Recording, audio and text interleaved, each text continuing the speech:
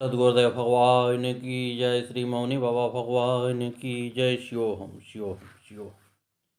श्री राम अनंत हैं, उनके अनंत गुण हैं तथा उनकी कथाओं का विस्तार असीम है। निर्मल विचार वाले प्राणी इस कथा को सुनकर आश्चर्य नहीं करेंगे। श्री शंकर भगवान के श्री चरणों से में सिर नवाकर श्री राम जी के गुणों की निर्मल कथा कहता हूँ। श्री हरि के चरणों में सिर नवाकर संवत 1631 में इस कथा का आरंभ करता हूँ। उस दिन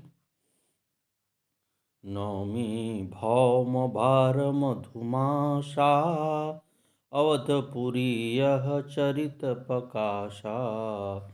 जेहि दिन राम जन्म श्रुति गावहीं, तीर्थ सकल तहाँ चलिया वहीं।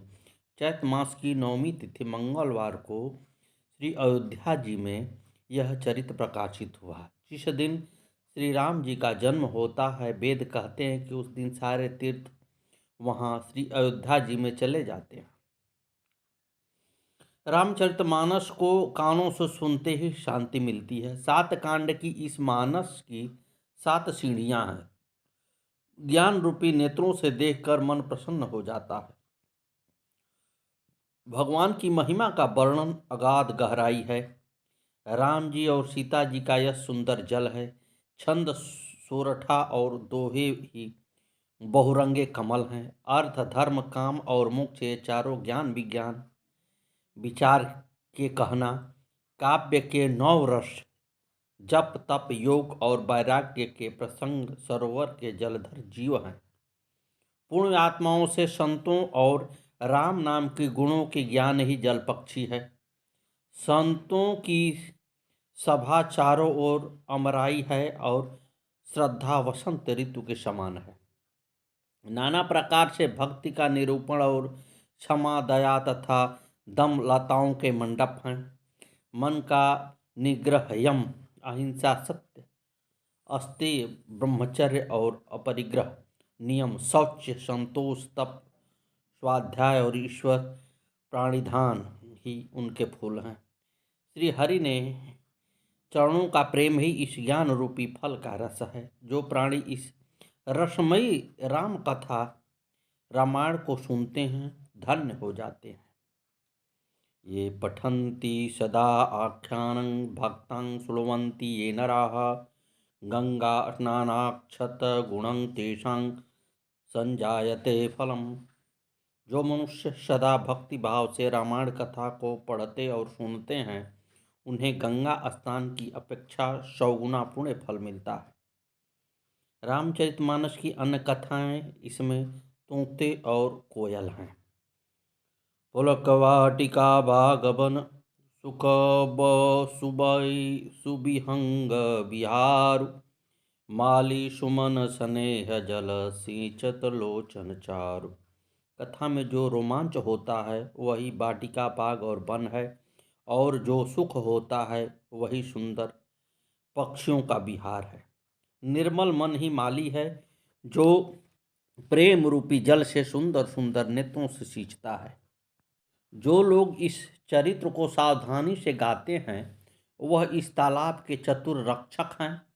जो आदर पूर्वक सुनते हैं वह इस सुंदर मानस के अधिकारी देवता हैं। जो दुष्ट और विषयी हैं वे अभागे बगुले और कौवे हैं। जो इस सरोवर के पास इसलिए नहीं आते क्योंकि इसमें घोंघे मेढक और सेवार के समान विष रस की कथाएं नहीं हैं। ये विषयी लोग इस सरोवर तक आने में श्री राम की कृपा के अभाव से हार मान लेते हैं। कुसंग ही बुरा रास्ता है। कुसंगियों के वचन ही बाघ सिंह और सीप हैं। गृहस्थों के कामकाज ही दुर्गम पहाड़ है। मोह मद मान ही बिहड़ बन है। नाना प्रकार के कुतर्क ही भयानक नदियां हैं।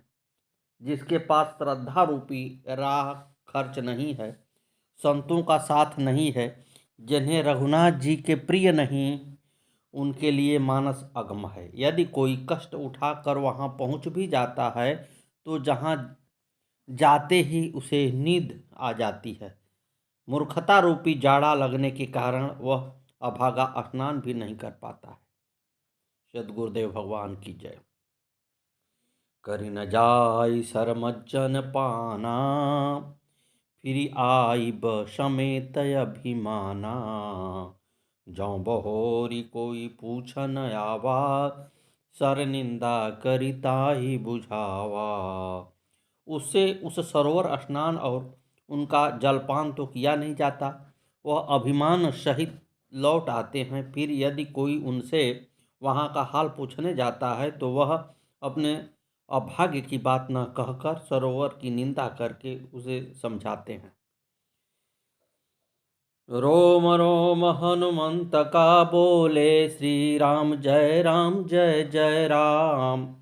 अवधपुरी का कण कण बोले, श्री राम जय जय राम। सरयू की धारा से निकले, श्री राम जय जय राम। चित्रकूट का कण कण बोले, श्री राम जय जय राम। नारद की बीड़ा से निकले, श्री राम जय जय राम। जिस जीव पर श्री राम जी की कृपा होती है उसे ये विघ्न नहीं व्यापते, और वही इस सरोवर में स्नान करता है और भयानक त्रितापों आध्यात्मिक, अधिदैविक और आदि भौतिक से नहीं जल पाता है। श्री राम के चरणों में जिनका प्रेम हो, सत्संग प्रेमी हो, वे इस सरोवर को कभी नहीं छोड़ते। ऐसे सरोवर में गोता लगाकर हृदय में आनंद का प्रवाह उमड़ने लगता है। रूप छके झूमत रहे तन को तन कनक ध्यान, नारायण द्रुग जल भरे यह प्रेम पहचान। उसी प्रेमानंद से कविता रूपी नदी वह निकली है जिससे राम रस रूपी जल भरा है। इस कविता रूपी नदी का नाम सरयू है, जो लोकमत और वेद मत दो सुंदर किनारों वाली मंगलमयी है, जो कलयुग के छोटे बड़े पाप रूपी तिनकों वृक्षों को उखाड़ फेंकने वाली है। तीनों प्रकार के श्रोता इनके किनारे पर बसे पूर्वे गांव और नगर और संत समाज ही अयोध्या है, किंतु कीर्ति रूपी सरयू राम भक्ति रूपी गंगा में मिल गई है। राम लक्ष्मण जी का यश रूपी युद्ध महानद सोन उसमें आ मिला है। दोनों के बीच में भक्ति रूपी गंगा जी की धारा ज्ञान और वैराग्य सहित शोभायमान है। ऐसी तीनों तापों को डराने वाली त्रिमुहानी नदी सागर की ओर जा रही है। मानस मोल मिली सुर सरही, सुनत सुजन मन पावनि करही। बीच बीच कथा विचित्र विभागा, जनु सर तीर तीर बन भागा। इस का मूल मानस रामचरित है और यह राम भक्ति रूपी गंगा जी में मिलती है, इसलिए यह सुनने वाले सज्जनों के मन को पवित्र कर देगी। इसके बीच बीच में जो भिन्न भिन्न प्रकार की विचित्र कथाएं हैं, वे ही मानो नदी तट के आसपास के वन और बाग हैं। शिव जी के विवाह के बाराती इस नदी से बहुत प्रकार के असंख्य जीव हैं। रघुनाथ जी के जन्म की बधाई इसी नदी के भंवर और तरंगे हैं। चारों भाइयों के बाल चरित्र रंग बिरंगे कमल हैं। महाराज दशरथ जी तथा उनकी रानियां और पारिवारियों के पुण्य ही भ्रमर और जल पक्षी हैं। श्री सीता जी के स्वयंवर की कथा इस नदी की सुंदर छवि है। अनेकों प्रश्न नावे हैं और उनके उत्तर के मठ हैं। कथा सुनने के पश्चात होने वाली चर्चा नदी के सहारे सहारे चलने वाले पथिक हैं। परशुराम जी का क्रोध भयानक धारा है। श्री राम के श्रेष्ठ वचन ही घाट हैं। चारों भाइयों के विवाह का उत्सव ही इस कथा नदी की बाढ़ है।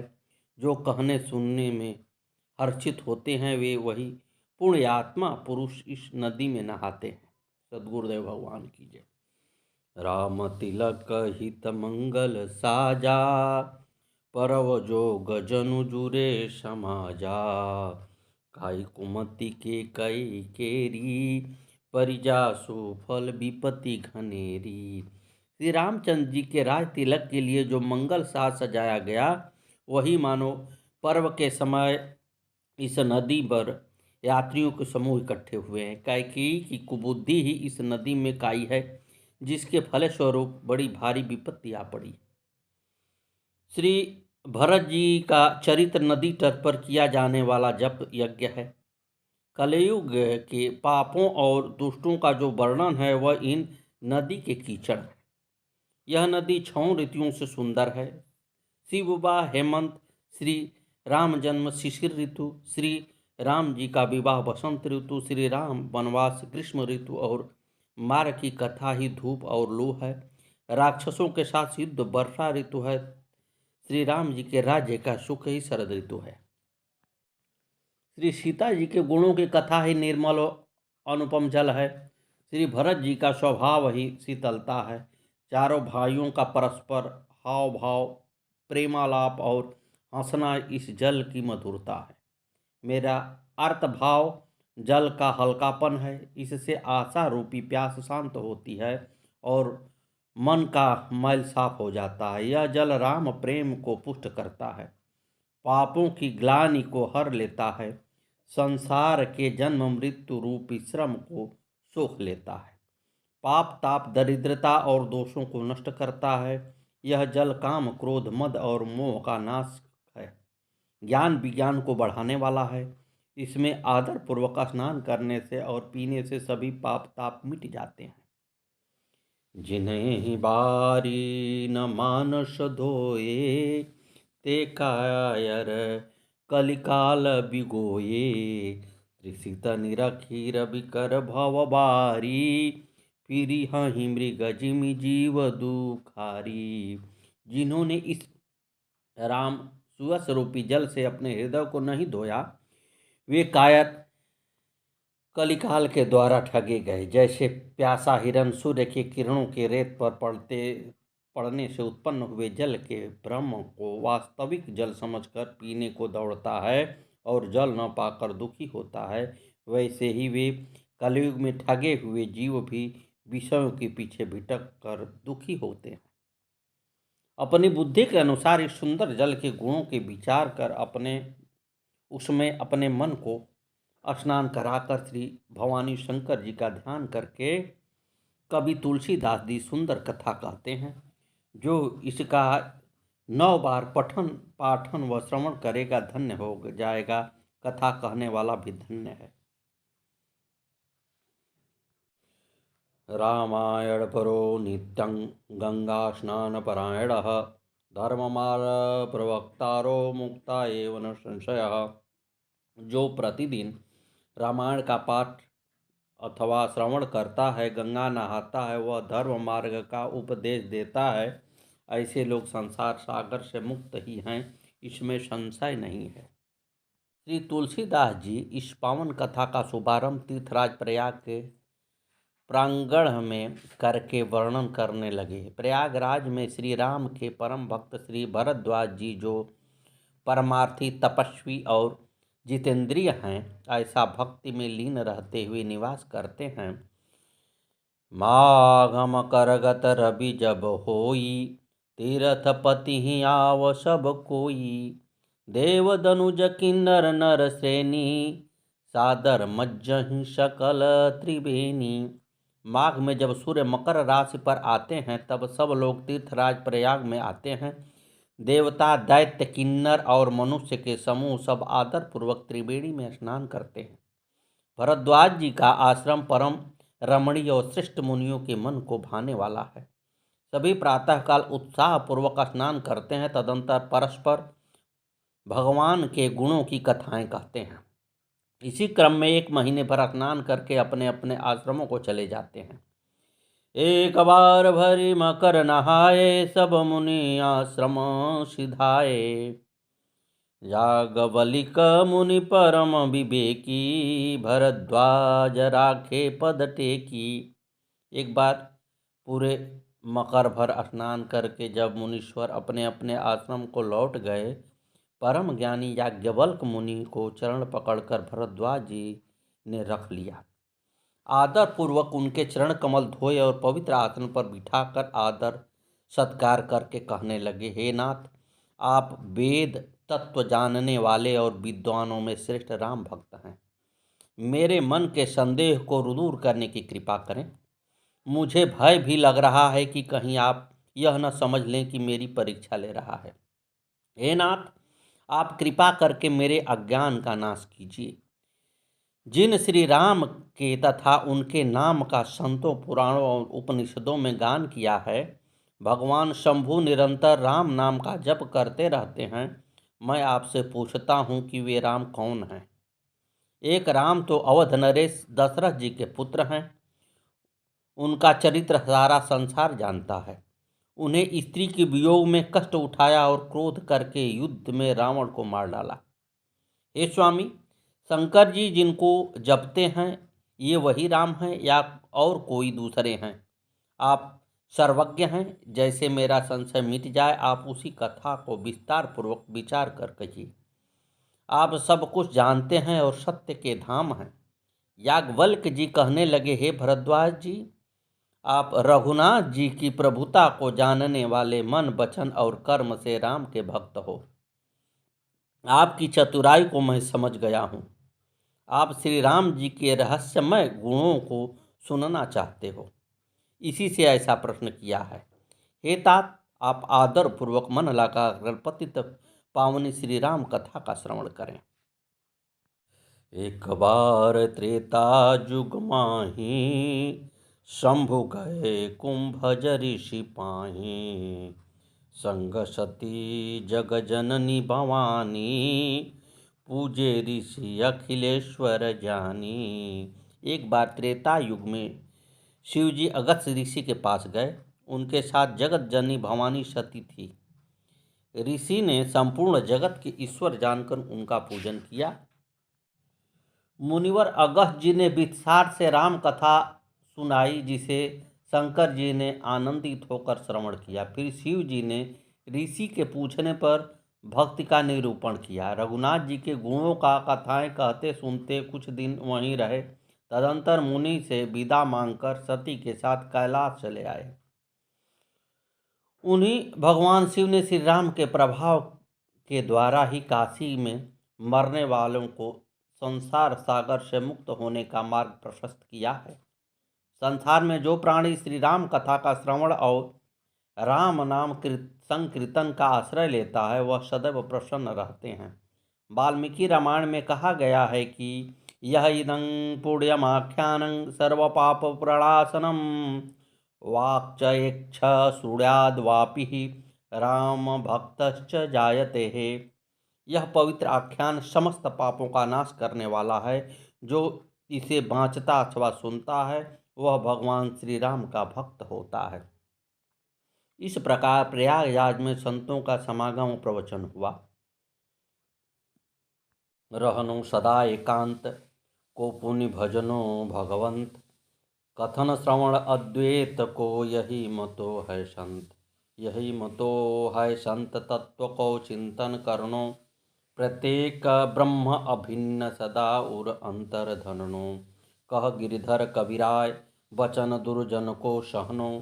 तज के जन समुदाय, देश निर्जन में रहनो। सद्गुरुदेव भगवान की जय। श्री शंकर भगवान जब सती के साथ कैलाश जा रहे थे, उन्हीं दिनों भगवान ने पृथ्वी का भार उतारने के लिए रघुवंश में महाराज दशरथ जी के घर राम के रूप में अवतार लिया था। पिता के वचन से राज्य त्याग कर तपस्वी के बीच में दंडक वन में विचर रहे थे। शंकर जी विचार करते जा रहे थे कि भगवान ने गुप्त रूप से अवतार लिया है। यदि मैं दर्शन करने जाता हूँ तो सभी जान जाएंगे। रावण मरन मनुज कर जांचा। भगवान नर शरीर धारण कर ब्रह्मा जी के वचनों को सत्य करना चाहते हैं, ऐसा सोचकर शंकर जी चिंता में पड़ गए। उसी समय रावण ने नीच मारीच को माया मृग बनाकर सीता जी का हरण कर लिया। उस समय उन जिनके कभी संयोग वियोग लेश मात्र भी नहीं है, श्री राम जी सीता जी के विरह में व्याकुल होकर के वन में खोजते फिर रहे हैं। ऐसे समय में मिलना उचित न समझकर शिव जी ने जय सच्चिदानंद जग पावन, उस कहि चले ओ मनोजन सावन। हे संसार को पवित्र करने वाले सच्चिदानंद आपकी जय हो। ऐसा कह करके आगे को चल दिए। मन में बड़े प्रसन्न होते जा रहे हैं। जब जगत माता सती ने भगवान शंकर जी की ऐसी दशा देखी कि उनको, जिनको संपूर्ण संसार ईश्वर कहता है, उन्होंने राजपुत्रों को सच्चिदानंद परम धाम कहकर प्रणाम किया है। ब्रह्म को सर्वव्यापक, अजन्मा, अगोचर और वेद भी जिसे नहीं जानते हैं, या वह देह धारण कर मनुष्य हो सकता है, और शंकर जी की वाणी असत्य भी नहीं हो सकती है। यह सोचकर सती के मन में अपार संदेह उत्पन्न हो गया। सती के न कहने पर भी अंतर्यामी शिव जी सारा वृत्तांत जान करके कहने लगे, सती तुमको ऐसा संदेह मन में कभी नहीं रखना चाहिए। हे सती, अगस्त्य ऋषि ने जिनकी कथा हमें सुनाई थी, जिनकी भक्ति मैंने उनको बताई थी, वे वही मेरे इष्ट देव श्री रघुवीर जी हैं। कहने लगे, मुनि धीर जोगी सिद्ध संतत विमल मन जेहि ध्यावहि, कहिनेति निगम पुराण आगम जासु कीरति गावहि। सोई राम व्यापक ब्रह्म भुवन निकाय पति माया धनी, अवतर वोपने भगत हित निज तंत्र नितर गोकुल मनि। ज्ञानी मुनि योगी सिद्ध निरंतर निर्मल चित्त से जिनका ध्यान करते हैं तथा वेद पुराण और शास्त्र नीति नीति कहकर जिनकी कीर्ति गाते हैं, उन्हीं सर्वव्यापक समस्त ब्रह्मांडों के स्वामी मायापति नित्य परम स्वतंत्र ब्रह्मरूप भगवान राम जी ने अपने भक्तों के हित के लिए अपनी इच्छा से रघुकुल के मणि रूप में अवतार लिए। शंकर जी ने सती जी को बहुत बार समझाया, परंतु उनका संदेह दूर नहीं हुआ। भगवान की माया का बल जान करके शंकर जी बोले, चौपाई क्या है? जो तुम्हारे मन अति संदेहु, तो कि न जानी परीक्षा लेहु।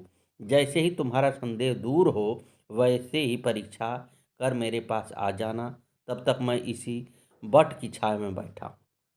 शंकर जी सोचते हैं कि मेरे समझाने पर भी सती को संदेह दूर नहीं होता, तो विधाता उल्टे ही हैं। ऐसा सोचकर, होई हैं सोई जो राम रचि राखा, को की तर्क बढ़ा वही शाखा।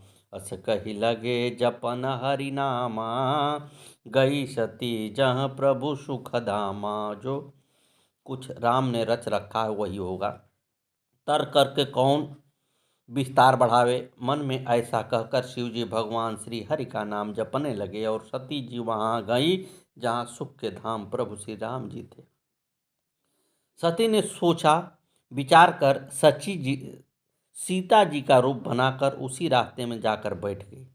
अंतर्यामी श्री राम ने, जो घट घट के जानने वाले हैं, अपनी माया का प्रभाव जानकर मधुर वाणी में कहने लगे कि मैं अयोध्या नरेश श्री दशरथ जी का पुत्र राम आपको हाथ जोड़ करके प्रणाम करता हूँ। और बोले, कहु बहोरी कहाँ वृख के तू, विपिन अकेले फिरहु के ही हेतु। वृख के तू शंकर जी कहाँ हैं? आप इस जंगल में अकेली किस लिए घूम रही हो?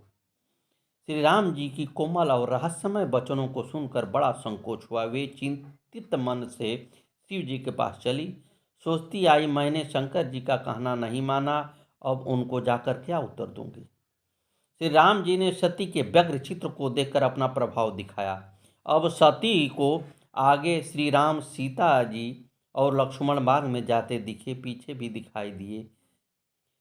सती जिधर देखती उधर ही श्री राम जी विराजमान हैं और सिद्ध मुनि और देवगण उनकी सेवा कर रहे हैं। उनकी दशा ऐसी हो गई है कि जहाँ चाहूँ जिधर चाहूँ वही दीदार हो जाए। जहाँ चाहूँ जिधर चाहूँ वही दीदार हो जाए। जहाँ चाहूँ मैं जब चाहूँ वही दीदार हो जाए। यही नहीं, अनेकों सती, ब्राह्मणी और लक्ष्मी भी देखी। सभी देव अपनी शक्तियों सहित दिखाई दिए। संसार के सभी चराचर जीव भी दिखाई दिए। सभी को श्री राम की सेवा करते देखा, परंतु श्री राम का दूसरा कोई रूप नहीं देखा। सोई रघुबर सोई लक्ष्मण सीता, देखी सती अति भई सभीता। हृदय कंपतन सुधि कहूँ नाही, नयन मूंदी बैठी मग माही। वही रघुनाथ जी, वही लक्ष्मण और वही सीता जी सती ऐसा देखकर बहुत ही डर गई। उनका हृदय कांपने लगा और देह की सारी सुध बुध जाती रही। वे आंखें मूंद कर मार्ग में बैठ गई। सती ने जब अपने नेत्र खोले तो उनको वहीं कहीं भी कुछ दिखाई नहीं दिया। फिर बार बार श्री राम जी को सिर नवाकर शंकर जी के पास चली आई। गई समीप महेश तब हंसी पूछे कुशलात, लिन्नि परीक्षा कवन विधि कहो सत्य सब बात। जब पास पहुंची तब श्री शिव जी ने हंसकर कुशल प्रश्न करके कहा कि तुमने राम जी की किस प्रकार परीक्षा ले, सारी बात सच सच कहिए। आगे की कथा कल। सद्गुरुवे नमः, सद्गुरुवे नमः, सद्गुरुवे नमः। शिवोहम शिवोहम शिवोहम।